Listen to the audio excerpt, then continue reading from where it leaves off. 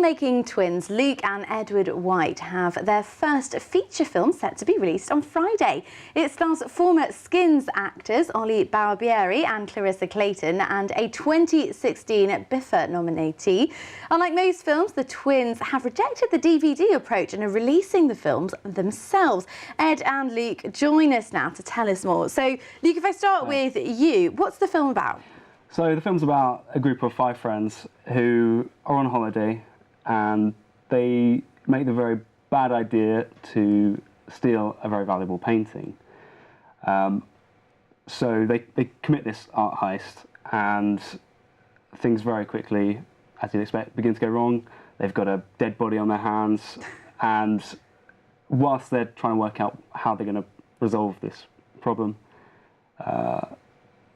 things really start to spiral. They will get very paranoid, and I don't know if I'll say too much more, but things get very bad. And what kind of genre is the film?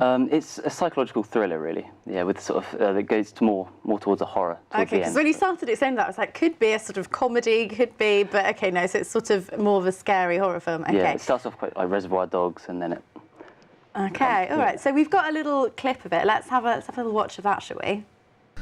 Now, I was in my room all day, so for all I know, any one of you could have slipped out. But Mia and I were down here the whole time. Of course, you wouldn't be lying about that, would you? No, I wouldn't be lying about that. Why would anyone be lying? Because all bets are off now. The second Louis got shot, plan changed. I mean, you can kind of get a little feel, I think, for this sort of psychological intensity going on there. Yeah, it does get very sort of tense. I think slowly as the film goes on, it gets more and more. They start to question each other, what each other's motives are, and you sort of see, it sort of plays out in real time. And how did you come up with this idea? Well, really, it was based on budget and location, and so we spoke to our writer, who was someone that we worked with at university, and we kind of told her what we had, and went from there, really. But also the genre was something that we talked to distributors about to try and see what the market was for low-budget films, and it's definitely in the horror area.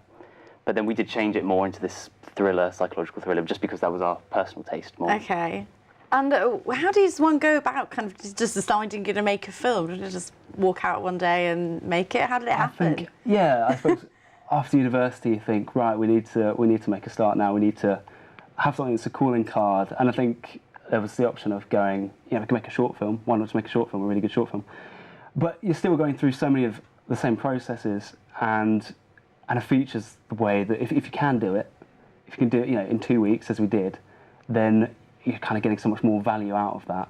Right. So yeah, we decided to try and raise as much as we could and go for it. And you've got these 2 actors who are from Skins, which I think lots of people my age certainly would have watched. Yeah. How did you manage to get that? Because I understand it wasn't straightforward. The casting process was really difficult, but I think when we started this film, we knew that we needed to really get some faces that people would recognise to try and help it sell and to get people to watch it, really. Yeah. So we thought about who we had watched on telly and who we thought might be suitable for the roles and who might be available, and then just talked to their agents and met with them, see what they thought of the script, and went from there, really. I think that's it as well. If especially for such a low-budget film, it's so easy for it to just get lost and no one ever see it. You need something to draw people exactly, in. Yeah, something that's going to make it stand out. When you say a low-budget film, how much is it? What's a low-budget film these days? It would be anything under 100,000. I think it's 100,000. It's classed as like micro. That sounds budget, like a massive budget. It is. Ours was sort of half that 50, which in some level that does sound like a lot of money, but it just goes so quickly. Yeah, and that's why we had such a short shoot. We shot the whole thing in 2 weeks, 10 days, really. And is it one of those things where you kind of have to wake up really early in the morning and you're shooting all day, and it's really stressful trying to fit everything in? First week was all day shoots and obviously really long days, but that was kind of the prelude to what was coming in the second week, which was it just completely transformed it, because everyone's in this kind of the usual set of working days, but when you've got to make that transition to working through the night, and it really was from 5 till sort of daylight again the next day. We just had to stop when it daylight. And I'm surprised you're still all here to tell us the story. Just we've come to the end of the interview quickly. What's it called and how can people see it? It's called Blood Money and it's on iTunes at the moment. It's on the bestsellers and the pre-orders, and it will be out on this Friday. And it's also on DVD actually. We've just released it on Amazon. Oh, amazing! So the website. And the website